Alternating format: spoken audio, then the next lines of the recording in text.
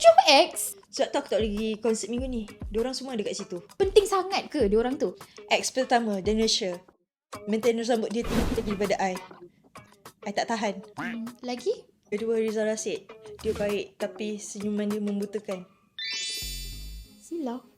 Asal macam kenal Ketiga, Izzat. Suara dia sedap gila. Kadang-kadang kalau I tidur, I terbangun sebab dengar suara dia. Lagi? Keempat, Afiq Sky. Dia baik tapi dia makni. Kejap. Diorang ni satu grup ke? Tak, mana ada.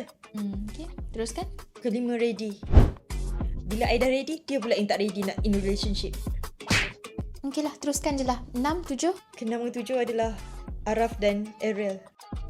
Diorang banyak sangat peminat perempuan. I jadi insecure lah. Kejap. Engkau ni sebenarnya dia lulu kan? Engkau sebenarnya sedih tak dapat pergi. Lepas tu merapu sampai 7X. Kau tak percaya ya penandik dengan diorang? Biar aku call jap. Awak, dia tak percaya saya penandik dengan awak.